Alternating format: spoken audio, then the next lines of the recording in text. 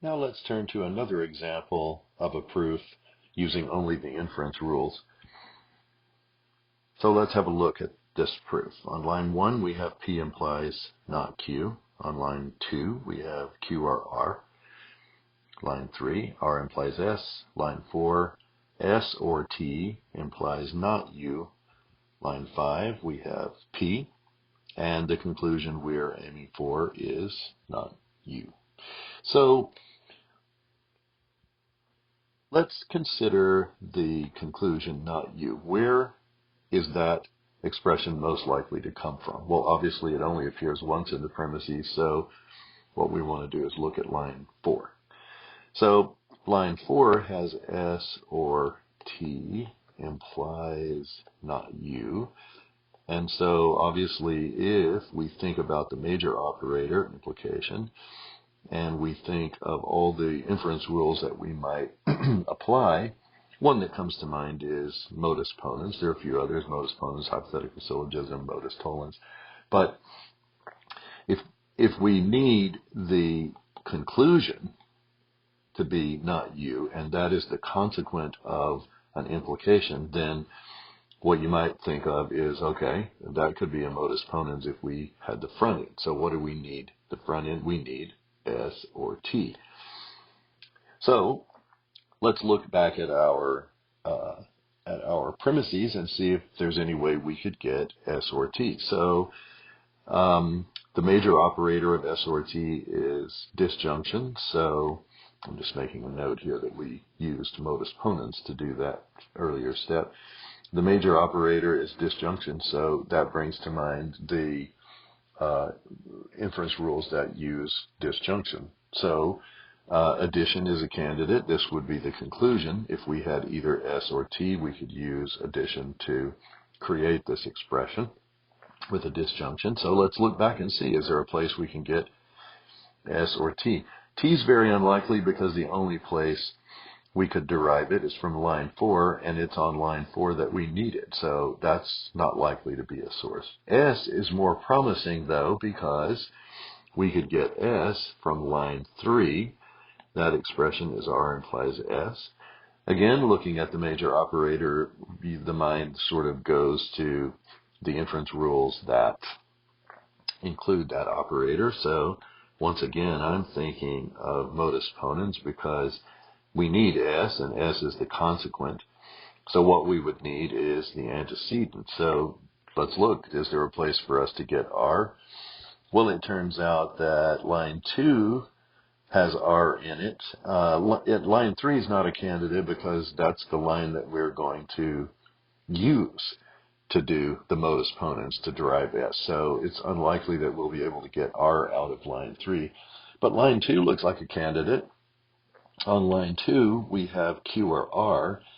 And again, or should bring to mind some inference rules that use that major operator. And in this case, I'm thinking disjunctive syllogism might be an option.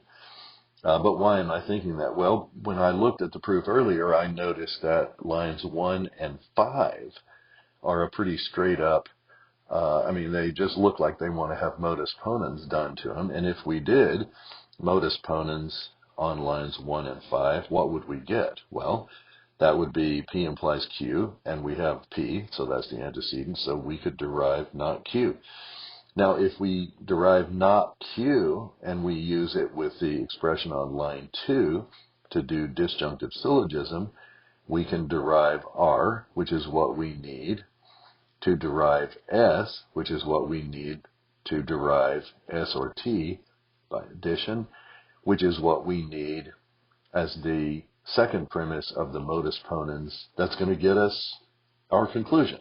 So by working sort of backward as we did and sort of following the lines of thought, we've basically got this proof worked out, or at least mapped out in advance. So how do we proceed? Well, we're going to have to proceed by building up from the bottom. The smaller components need to be derived first so that we can work our way through this chain of logic, now going toward the conclusion instead of away from it, right?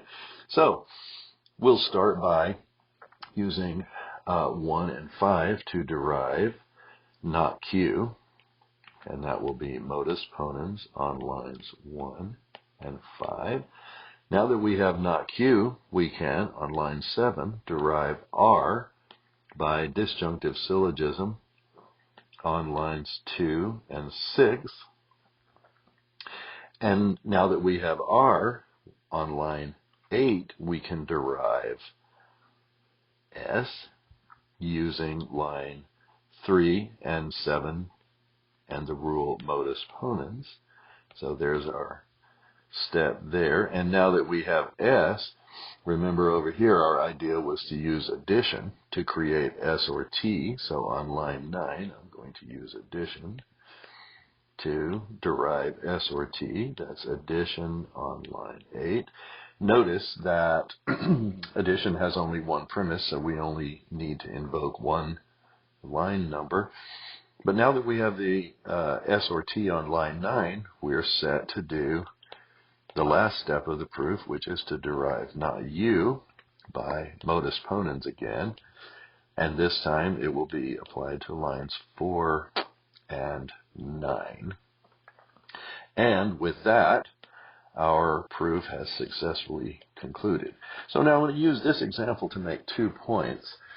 One is, look at the number of times we invoked modus ponens. So we use modus ponens 3 times.